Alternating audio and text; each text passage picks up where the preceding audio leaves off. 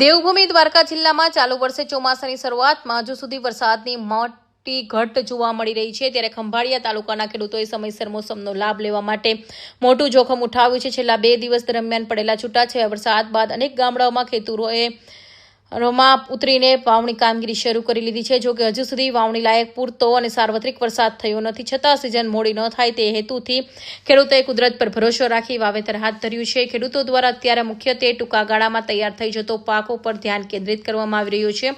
હાલ ખેડૂતોમાં મગફળી, મગ, અડદ, તલ તેમજ પશુઓ માટે ઘાસચારાનું પાકોનું વાવેતર પૂરજોશમાં ચાલી રહ્યું છે। ખેડૂતોનું ગણિત છે કે જો ટૂંકા ગાળામાં પાક ઓછો પાણીમાં પણ ઝડપથી ઉગી શકે, જેથી જો આગામી દિવસોમાં સારો વરસાદ થશે તો પાકને મોટો ફાયદો મળશે। વરસાદનું નામ નિશાન છે નહીં, આ પાછળ દેખાય તળાવ છે, ખાલી અને વરસાદ જોઈએ તો આ સિઝનનો વરસાદ અડધું ચોમાસું ગયા છતાંય અત્યારે કહી તો 0% જ કહેવાય, પણ માણસ પાસે હજી બી હતું અને ભગવાનને ભરોસે થોડો ઘણો વરસાદ થયો અને વરસાદમાં બી નાખી દીધું।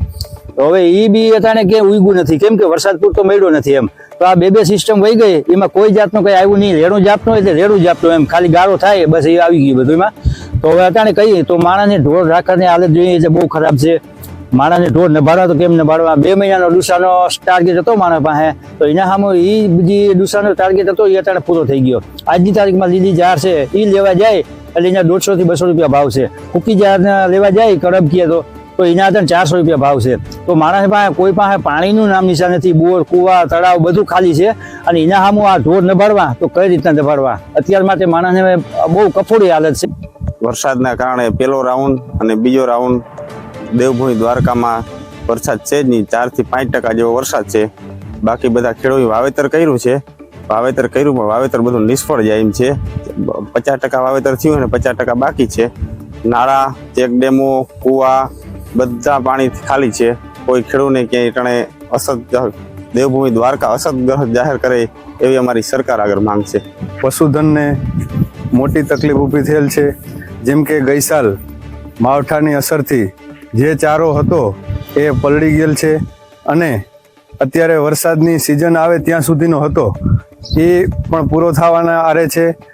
અત્યારે પશુને ચારો બજારમાં લેવા જાય તો પણ મળે એમ નથી, કેમ કે પૈસા દેતા એ પણ ચરો મળતો નથી, અને ખાસ કરીને આ ચરાના અછતના છે, અને વરસાદ એક પણ આ રાઉન્ડમાં અમારે એક પણ ટીપું પડેલ નથી વરસાદનું, અને હાલ બહુ ખરાબ કન્ડિશન છે પશુધનને સાચવવા માટેની।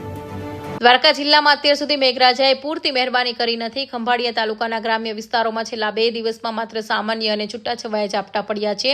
આટલા અલ્પ વરસાદથી ખેતરોમાં પૂરતો ભેજ થયો નથી। આમ છતાં જો હજુ વધુ વરસાદની રાહ જોવામાં આવે તો વાવણીની આખી સિઝન મોડી પડે તેમ હોવાથી ખેડૂતોએ મજબૂરી અને આશા વચ્ચે જોખમ લઈને ખેતી કામ હાથ ધરવું પડ્યું છે। કૌશિક પટેલનો report, Hind TV news, Surat.